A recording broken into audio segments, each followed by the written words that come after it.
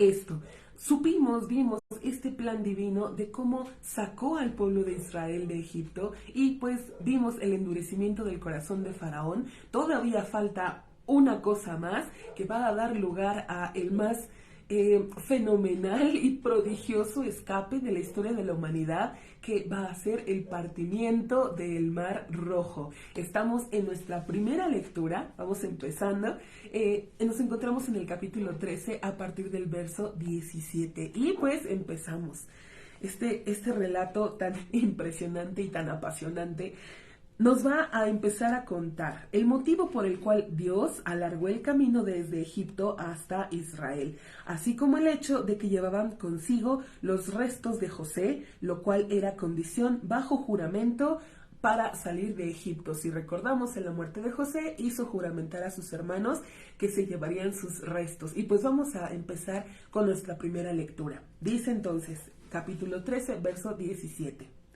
Y fue cuando envió el faraón a el pueblo, y no los guió el Todopoderoso por el camino de la tierra de los filisteos, pues aunque cercano era, dijo el Todopoderoso, no sea que se arrepintiere el pueblo al ver guerra y regresaren a Egipto. Y entonces vamos a empezar a desglosar. La explicación sencilla es que si iban por el camino más corto o el más fácil, les iba a ser igual de fácil pues regresarse a Egipto. Dice entonces aquí la escritura que nuestro Dios, obviamente Israel, viene saliendo de la esclavitud. No están organizados como un poderoso ejército.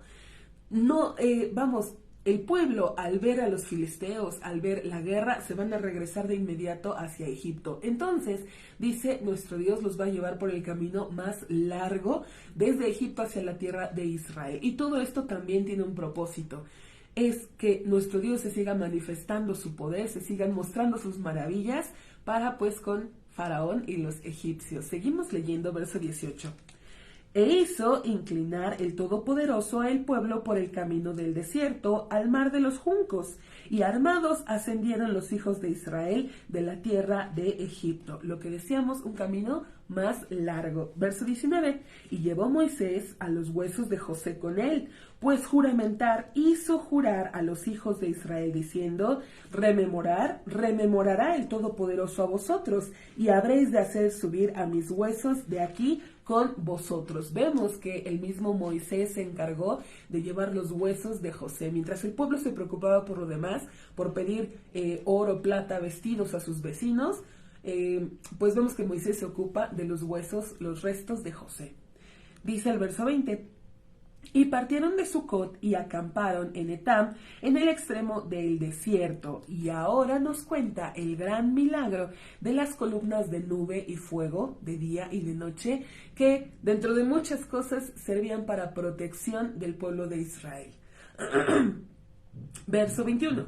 Y Dios iba delante de ellos de día con una columna de nube para guiarles el camino, y por la noche con una columna de fuego para iluminar a ellos, para andar día y noche. No se apartaba la columna de la nube en el día, y tampoco la columna de fuego en la noche delante del pueblo. Y vamos a empezar entonces nuestro capítulo 14. Aquí la escritura nos narra cómo Dios programó una trampa al faraón para demostrar definitivamente el poder máximo del Creador sobre los seres humanos y sobre toda la naturaleza. Capítulo 14, versículo 1. Y habló Dios a Moisés diciendo, habla a los hijos de Israel y que retornen retrocediendo y acampen frente a Pidahirón, entre Migdol y entre el mar, delante de Baal-Zephón. Frente a él habéis de acampar sobre el mar. Y entonces nos preguntamos, habla a los hijos de Israel y diles que regresen. A ver, espérame, se supone que vienes saliendo de la esclavitud, pues sí, quieres ser libre, quieres llegar a tu tierra que te prometieron. Entonces, ¿por qué dice regresen y que acampen y más enfrente de un ídolo, de Baal-Zephón? ¿Por qué me mandan ahí? Y entonces entendemos que no entendemos nada. Comprendemos que la inteligencia del ser humano en nada se compara a nuestro Dios. Él tiene un propósito, Él mueve todo de acuerdo a su voluntad y pues no sería inteligente el estarle preguntando ¿qué haces? Nosotros solamente aceptamos su voluntad y nos dejamos guiar por nuestro Dios y seguimos leyendo. Obviamente nosotros ahora en nuestros tiempos entendemos el porqué de esto que le dijo al pueblo que retrocediera, pero también una enseñanza para nuestras vidas. Cuando a veces no entendemos el porqué de las situaciones, pues repito nuevamente, dejarnos guiar por la mano poderosa del Creador. Dice el verso 3. Y dirá el faraón de los hijos de Israel: perplejos están ellos en la tierra, encerró a ellos el desierto. Y fortaleceré al corazón del faraón, y perseguirá tras ellos, y será glorificado por medio del faraón y con todo su ejército. Y sabrán los egipcios que yo soy Dios. Y lo hicieron así. Vemos el plan que le está contando nuestro Dios a Moisés, y Moisés al pueblo.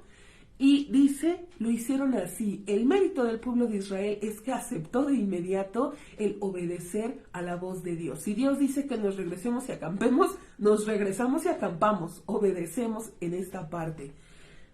Un gran mérito. Ahora vamos a ver cómo el soberbio faraón cae en la trampa y persigue a los judíos con el más impresionante ejército de la historia. No se olvide que en ese tiempo, en ese momento, Egipto era la potencia, era el imperio más grande en ese tiempo, en ese momento. Y lo que tenía como ejército era lo más grande, era lo más innovador. Entonces, verso 5. Y le fue contado al rey de Egipto que escapó el pueblo. ¿Le fue contado? Claro, entendemos entonces que Faraón envió espías detrás del pueblo, a modo que le fueran informando qué hacía el pueblo. Si es que en verdad se iban a ir 3 días, como le había contado Moisés y Aarón desde hace mucho tiempo, o qué pasaba, qué iban a hacer. Decíamos, Faraón cae en la trampa. Le dicen, el pueblo que escapó se quedó aquí. Dice, y se revirtió el corazón del faraón y sus siervos hacia el pueblo, y dijeron, ¿qué es esto que hicimos, que enviamos libres a Israel de servirnos? Y enjaezó a su carruaje y a su pueblo llevó con él. Faraón mismo, nos está diciendo la escritura, Faraón mismo preparó su carruaje, se llevó al pueblo, él iba al frente como para dar el ejemplo y vámonos. No, pero vámonos, dije vámonos y vamos a salir a perseguir a este pueblo.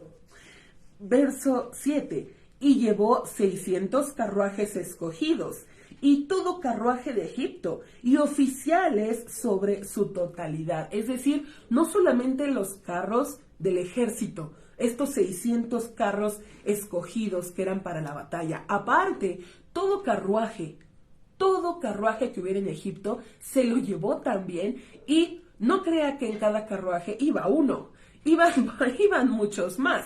Aparte dice a sus oficiales, es decir, a todo el elite, a todo el ejército, se lo lleva a perseguir a los judíos. Dice el verso 8. Y fortaleció Dios al corazón del faraón, rey de Egipto, y persiguió tras los hijos de Israel. Y los hijos de Israel salían con la mano en alto. ¿Por qué nos recuerda? ¿Por qué nos dice esto? Nos está hablando del ejército. ¿Cómo lo van a perseguir? Pero nos detiene un momento y nos dice, el pueblo de Israel salía con la mano en alto. Es decir, puede ser refiriéndose a todo el poder que había ejercido Dios, con su mano fuerte los había sacado de Egipto, o también a que el pueblo salía como victorioso, no iban como fugitivos. Ellos iban en la total confianza de que Faraón los dejó salir, no tenían miedo de que fueran a venir los egipcios. Ellos iban confiados. A esto va refiriéndose. Y pues hasta aquí concluimos nuestra primera lectura de esta cuarta porción, cuando envió. Si Dios permite, continuaremos más adelante. Pasa a vosotros.